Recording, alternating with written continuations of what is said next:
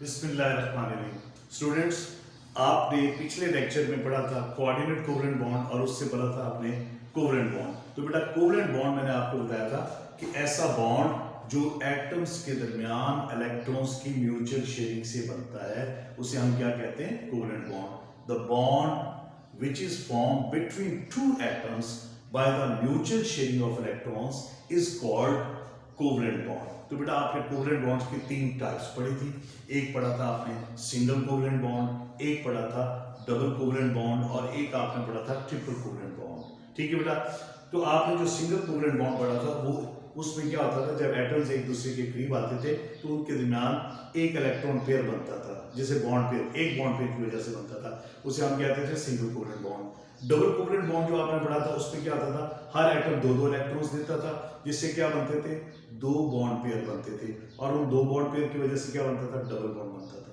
ठीक है। उसके बाद आपने ट्रिपल कोवलेंट बॉन्ड पढ़ा था।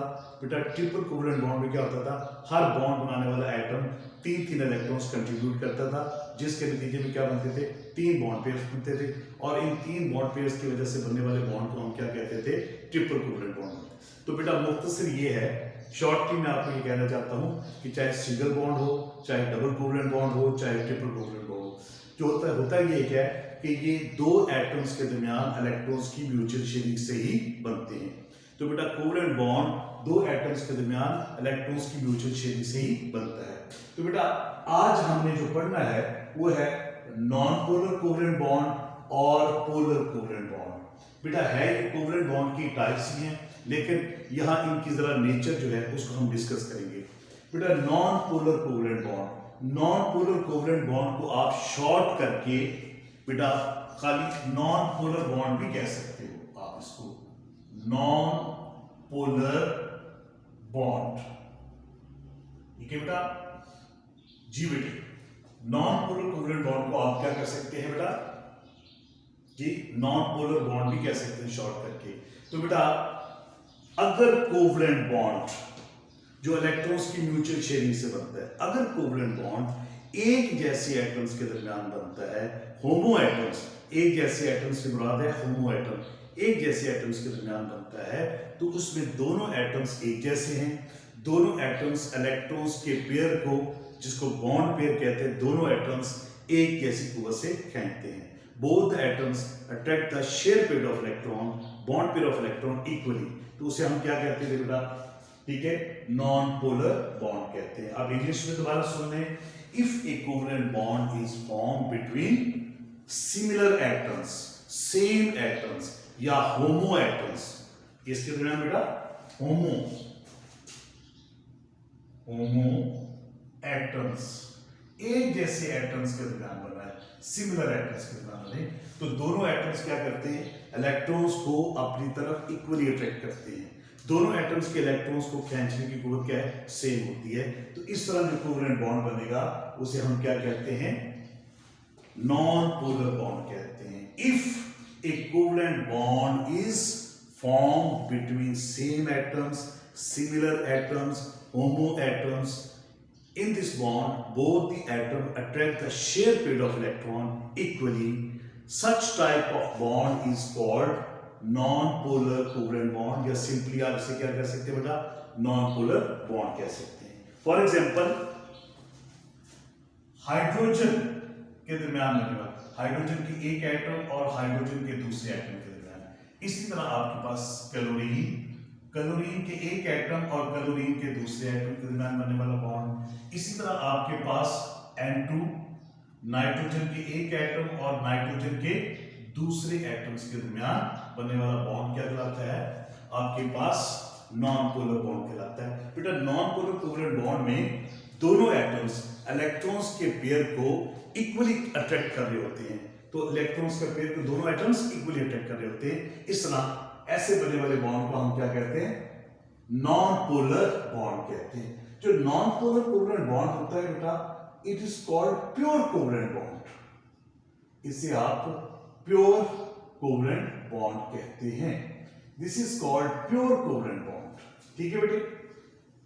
अच्छा इसी तरह देखिए, अब आप आ जाएंगे पोलर कोवलेंट बॉन्ड। ऐसा कोवलेंट बॉन्ड जो दो डिफरेंट टाइप्स के एटम्स के दरमियान बनता है और दोनों एटम्स इलेक्ट्रॉन्स के पेयर को अनइक्वली खींच रहे होते हैं, इक्वली अट्रैक्ट नहीं कर सकते।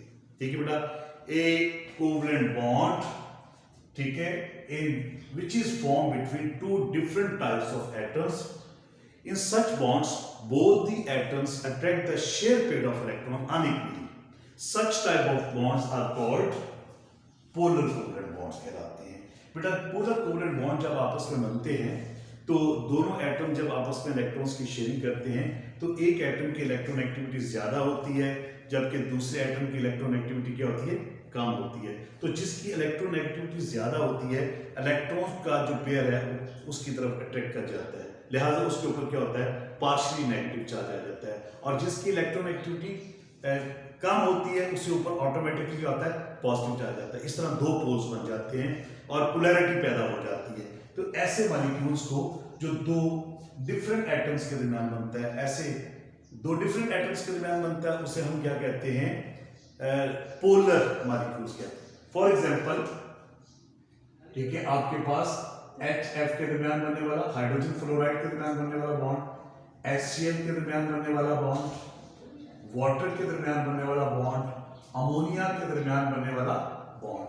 तो इन तमाम मॉलिक्यूल्स को अगर गौर से देखिएगा, अगर आप हाइड्रोजन और फ्लोरीन को देखें, इसी तरह आप हाइड्रोजन और क्लोरीन को देखें, अगर आप इस वाटर मॉलिक्यूल को देखें और इसी तरह अगर आप ठीक है नाइट्रोजन ये अमोनिया को देखें, तो इसमें फ्लोरीन की इलेक्ट्रॉन एक्टिविटी ज्यादा है, इसके ऊपर पार्शियली नेगेटिव चार्ज होगा।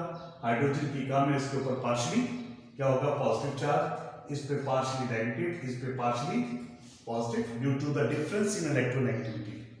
और इसके ऊपर ऑक्सीजन की इलेक्ट्रॉन एक्टिविटी ज्यादा है, इसके ऊपर negative charge, partially negative charge. और हाइड्रोजन के एटम्स के ऊपर क्या होगा, पार्शियली पॉजिटिव चार्ज होगा।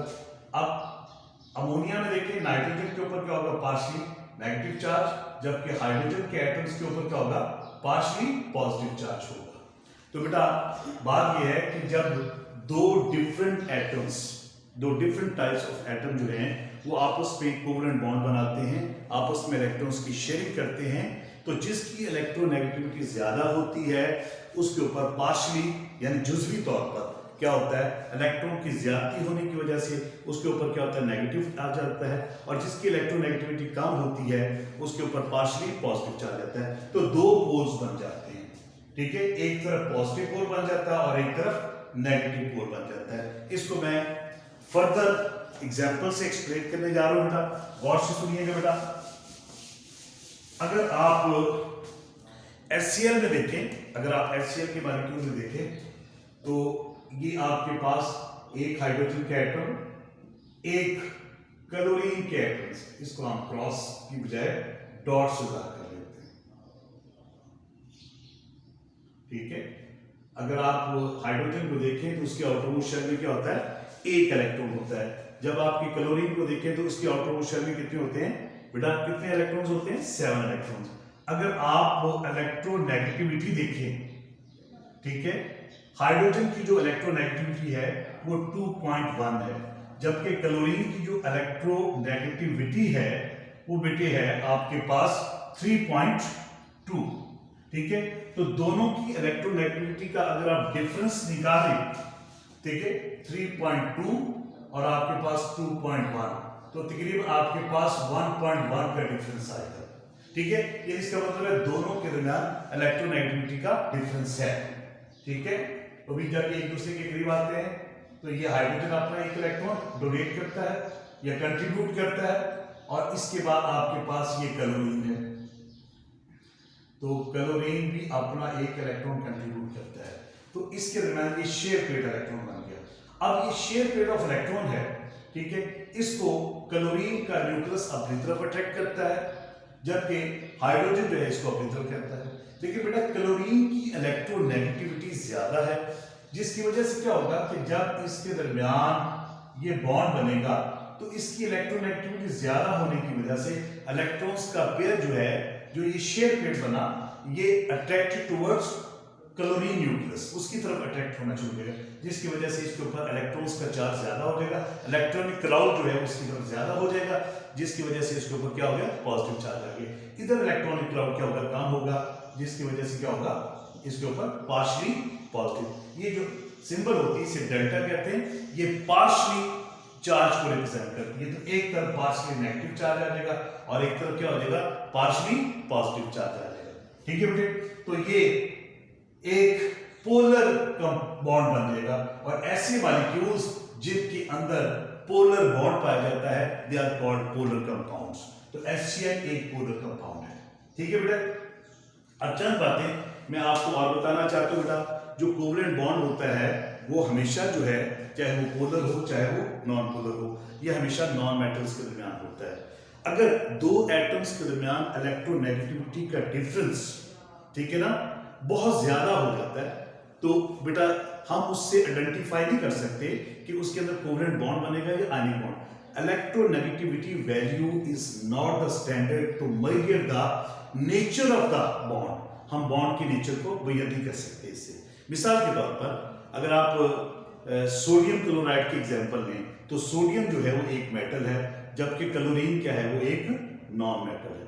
अब क्लोरीन की इलेक्ट्रोनेगेटिविटी ज्यादा है, ठीक है, जबकि सोडियम की इलेक्ट्रोनेगेटिविटी क्या कम। लेकिन अगर दोनों के इलेक्ट्रोनेगेटिविटी डिफरेंस निकालें तो बहुत ज्यादा हो जाता है, और जिसकी वैसे भी इसमें सोडियम इलेक्ट्रॉन्स डोनेट करता है जबकि क्लोरीन उसको एक्सेप्ट करता है। ठीक है बेटा, लेकिन अगर इलेक्ट्रोनेगेटिविटीज को देखें तो दोनों में बहुत डिफरेंस है। तो अब क्या होता है, इनके दरमियान हमेशा आयनिक बॉन्ड बनता है। ठीक है, एक और बात बताना चाहता हूं बेटा, अगर दो एटम्स आपस में इलेक्ट्रॉन्स की शेयरिंग कर रहे हैं, अगर दो एटम्स आपस में इलेक्ट्रॉन्स की शेयरिंग कर रहे हैं और अगर उनकी इलेक्ट्रोनेगेटिविटी का डिफरेंस जो है वो 1.7 से क्या होगा, ग्रेटर होगा, ज्यादा होगा, ये 1.7 होगा, तो हमेशा क्या बनाएंगे बेटा, आयनिक नेचर होगी। ऐसे तमाम कंपाउंड्स जिनकी इलेक्ट्रोनेगेटिविटी का डिफरेंस 1.7 से ज्यादा होगा तो वो क्या होंगे बेटा, उनकी नेचर क्या होगी, आयनिक होगी। ठीक है, और अगर उनका 1.7 से क्या होगा, लेस होगा, तो वो उनकी नेचर हमेशा क्या होगी बेटा, वो कोवलेंट होगी।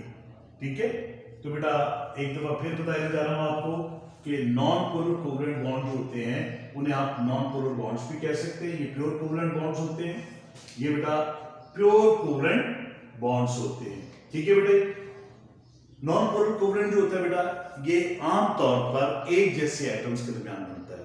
ठीक है, नॉन पोलर कोवलेंट बॉन्ड हमेशा एक जैसी एटम्स के दरमियान आमतौर पे बनता है और इसमें दोनों एटम्स इलेक्ट्रॉन्स के पेयर को जो इनके दरमियान बनता है, शेयर पेयर ऑफ इलेक्ट्रॉन बनता है, उसको इक्वली अट्रैक्ट करते हैं। ठीक है, तो उसे हम क्या कहते हैं, non polar covalent bond. If A covalent bond is form between different types of atom, अगर ये डिफरेंट टाइप्स ऑफ एटम्स के दरमियान बनता है तो दोनों एटम्स क्या करते हैं, इलेक्ट्रॉन्स के पेयर को अनइक्वली अट्रैक्ट करते हैं। एक ज्यादा इलेक्ट्रोनेगेटिविटी से अट्रैक्ट करता है और एक कम इलेक्ट्रोनेगेटिविटी से करता है, जिससे क्या होता है, एक तरफ पार्शियली नेगेटिव चार्ज आ जाता है और एक तरफ क्या होता है, पार्शियली पॉजिटिव चार्ज। जिसकी इलेक्ट्रोनेगेटिविटी ज्यादा होगी उसके ऊपर क्या होगा, पार्शियली नेगेटिव चार्ज होगा, और जिसकी कम होगी उसके ऊपर क्या होगा, पार्शियली पॉजिटिव चार्ज। तो दोनों एटम्स के दरमियान इलेक्ट्रोनेगेटिविटी की डिफरेंस की वजह से एक तरफ स्लाइटली नेगेटिव चार्ज आ जाएगा और एक तरफ स्लाइटली पॉजिटिव चार्ज आ जाएगा। तो ऐसे बॉन्ड को हम क्या कहते हैं, पोलर कोवलेंट बॉन्ड कहते हैं, और जिनमें ये बॉन्ड पाया जाता है उन्हें हम क्या कहते हैं, पोलर कंपाउंड्स कहते हैं। जिनमें नॉन पोलर बॉन्ड पाया जाता है उन्हें नॉन पोलर कंपाउंड्स कहते हैं। तो बच्चों, आपने इस लेक्चर को अच्छी तरह पढ़ना है, इंशाल्लाह ताला इसको समझना है। ठीक है, और फिर आपने इसको बुक से स्टडी करना है। इंशाल्लाह आई होप कि आपको ये बड़ी अच्छी तरह समझ आ जाएगा। Thank you very much.